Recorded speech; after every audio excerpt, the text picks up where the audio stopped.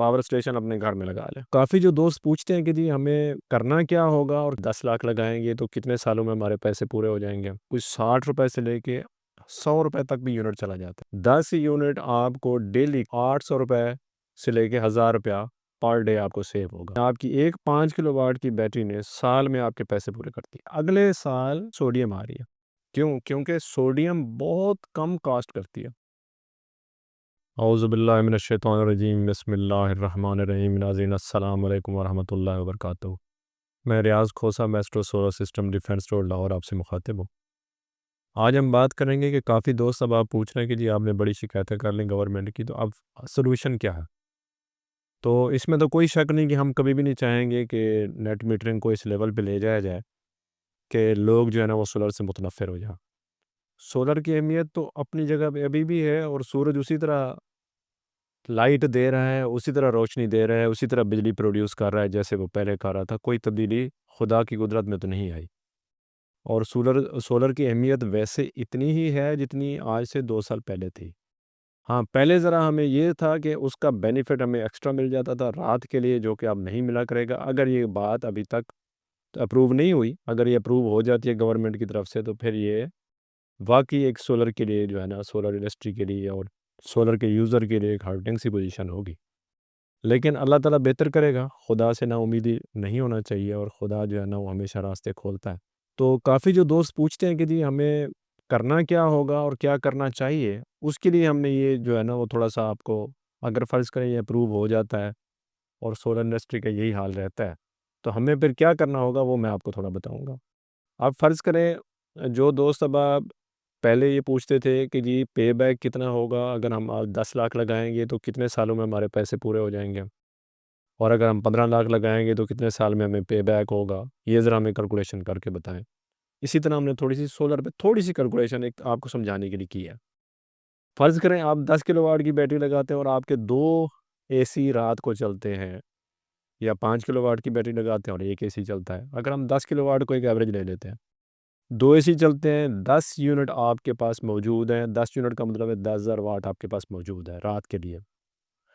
تو اگر رات کی بجلی آپ کیلکولیشن کریں پیک ٹائم کی، خاص طور پہ پیک ٹائم جو ہے وہ اس وقت بعض اوقات کچھ 60 روپے سے لے کے 100 روپے تک بھی یونٹ چلا جاتا ہے اگر آپ کی یونٹ ایکسیڈ ہو جائے۔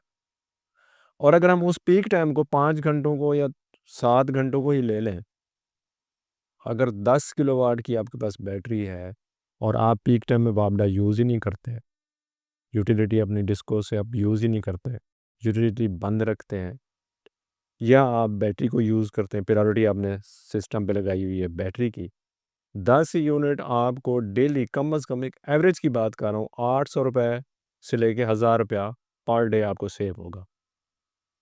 تو مہینے کا 30,000 ہو گیا، 25 سے 30,000 ہو گیا، اور اسی طرح کچھ 3.5 لاکھ روپے اپراکسیمیٹ سال کا ہو گیا۔ یعنی آپ کی ایک 5 کلو واٹ کی بیٹری نے سال میں آپ کے پیسے پورے کرتی ہے۔ اب اگلا سال آیا تو اگلے سال میں آپ کے 1.5 سے 2 سال میں آپ کی بیٹری کے پیسے پورے، آپ کی جو ڈسکوز پہ ڈپینڈنسی تھی وہ تقریباً ختم ہو گئی۔ اور یہ جو دوسرا جو دوست یہ سوال کرتے ہیں کہ جی کیا وہ فوگ میں اور کیا وہ بادل میں کام کرے گی؟ بالکل کام کرے گی۔ کام تو سولر پینل نے کرنا ہے۔ سولر جو پینل ہے وہ 30 سے 40% فوگ میں اور جب بادل ہوتے ہیں اس میں کام کرتا ہے۔ تو جب یہ والی سچویشن ہوتی ہے تب تو لوڈ بھی نہیں ہوتا، یعنی اے سی بھی بہت کم چلتے ہیں۔ تو ہم اگر آئیڈیل سچویشن کو کہیں اور ون ون سچویشن کی بات کریں تو ڈسکوز سے جان ہی چھڑا لی جائے، سب سے بیسٹ ہے، اور اپنی انرجی اور اپنا پاور اسٹیشن اپنے گھر میں لگا لیں۔ ضرورت ہی نہیں ہے کسی کی محتاجی کی، یہ آج یہ ہے کل وہ ہے، آج یہ ریٹ ہے کل وہ ہے۔ میں تو نہیں سمجھتا کہ کوئی جس جو صاحب حیثیت لوگ ہیں جن کا بجٹ ہے، ظاہر ہے جنہوں نے اگر 15 کلو واٹ کا لگایا ہے تو 5 لاکھ کی بیٹری بھی لگا سکتے ہیں، ان کے لیے مشکل نہیں ہے۔ ہاں، لیکن جو تنخواہ والا طبقہ ہے اور جو مڈل کلاس ہے، جو اس سے نیچے ہیں، ان کے لیے مشکل ضرور ہوگی۔ کچھ لوگ بیچارے کمیٹیوں کے ساتھ چل رہے تھے، کچھ لوگ جو ہے نا بیچارے گاڑیاں بیچ کے، گولڈ بیچ کے، اس طرح کر کے اپنا جو ہے نا وہ انہوں نے نظام سیٹ کیا ہوا تھا۔ اب ان کو مشکل پتہ کیا پیش آئے گی؟ ان کو مشکل یہ پیش آنی ہے کہ اگر فرض کریں کسی کا بجٹ تھا کہ جی 50,000 تو بجلی کا بل نکلنا ہے، اس نے سولر لگا دے گا، یار یہ مائنس کر لیں بھائی، یہ تو 50,000 روپیہ جو ہے نا وہ کچن میں ڈال لیں، تو ہم اس طرف سے ہماری جان چھوٹ جائے گی۔ تو اگلے پروسیس کو دیکھنا ہے کہ اگلے باقی جو سسٹم ہے اس کو کیسے چلانا ہے، اس کا بجٹ ڈسٹرب ہو جائے گا، اس میں کوئی شک والی بات نہیں ہے۔ اور اگر چاہے گورنمنٹ تو بجائے اور بھی ریلیف دے سکتی ہے۔ اگر گورنمنٹ چاہے تو ریلیف آئی پی بیز کو پاس کرنے کی بجائے، ڈسکوز کو پاس کرنے کی بجائے، فری یونٹس کو پاس کرنے کی بجائے وہ دے سکتی ہے عوام کو۔ ہم تو یہ بات بار بار ریپیٹ کرتے ہیں آپ سے، لیکن ظاہر ہے گورنمنٹ کے اپنے مسائل ہیں، گورنمنٹ نے اپنے حساب سے چلنا ہے، پبلک نے اپنے حساب سے چلنا ہے۔ آپ کو پتہ ہی ہے کہ گورنمنٹ اور پبلک میں کتنا فاصلہ ہے، وہ بتانے کی ضرورت نہیں ہے۔ تو اب جو ہم نے یونٹس کی بات کی، یہ تو آپ کو کیلکولیشن بتا دی۔ ہاں، ہم آپ کو یہ بھی بتا سکتے ہیں کہ اس وقت پاکستان میں لیتھیم کی پرائس کم ہو چکی ہے۔ کیوں کم ہوئی ہے یہ کوئی نہیں بتائے گا آپ کو۔ اس لیے کم ہوئی ہے کہ اگلے سال یا میں بھی اس سے اگلے سال سوڈیم آ رہی ہے، اور جو سوڈیم بیٹری ہے وہ اس کی ہاف پرائس پہ ہوگی۔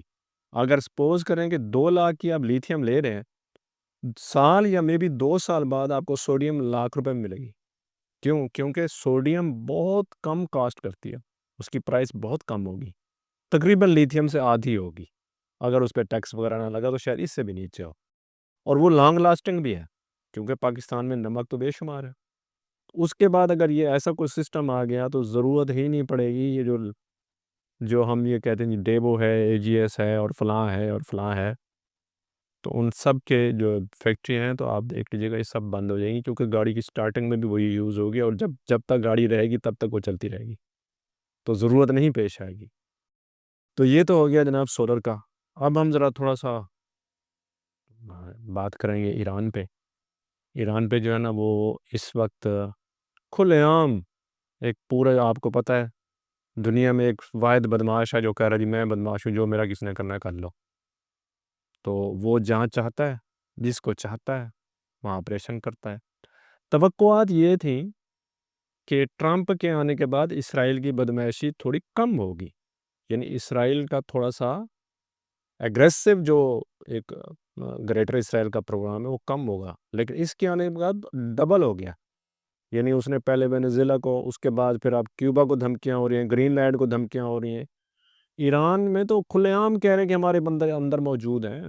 اب تو آج ایرانی گورنمنٹ نے سلامتی کونسل کو خط لکھ دیا کہ جناب ہمارے ملک میں بدامنی پھیلانے میں ٹرمپ کا اور اسرائیل کا ہاتھ ہے۔ وہ تو کھلے عام کہہ رہے ہیں کہ جناب ہاں ہم یہ کر رہے ہیں، آپ نے جو کرنا ہے کر لیں۔ ہم تو جو حق سچ پہ ہیں کھڑے ہونے کے لیے تیار نہیں ہیں کہ ہم حق پہ ہیں اور سچ پہ ہیں اور ہمارے پاؤں مضبوط ہیں، ہم کھڑے ہونے کے لیے تیار نہیں ہیں۔ لیکن وہ باطل پہ ہونے کے باوجود ان کے پاؤں اتنے مضبوط ہیں، کھلے عام کہہ رہے ہیں جی ہمارے بندے اندر ہیں۔ اس سے بڑی کوئی بات ہوگی ہمارے مسلمانوں کے لیے؟ اگر غور کریں اس پہ تھوڑی دیر کی تو آپ کو خود ہی پتہ چل جائے گا۔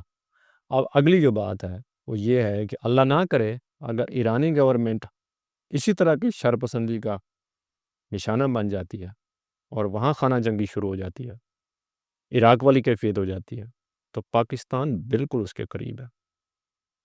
ہمیں سوچنا پڑے گا کہ ہم نے کیا کرنا ہے، اور اللہ نہ کرے کہ ایسا کچھ ہو۔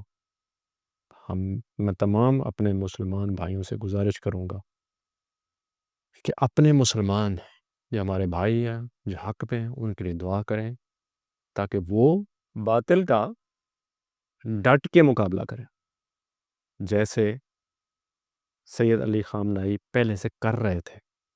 اسرائیل کے خلاف صرف وہی کھڑے ہوئے تھے، تمام مسلمان لیٹ گئے تھے۔ اس کے ساتھ ہی میں اجازت چاہوں گا، اگلے ولاگ میں انشاءاللہ دوبارہ آپ سے ملاقات ہوگی۔ السلام علیکم ورحمۃ اللہ وبرکاتہ، خدا حافظ۔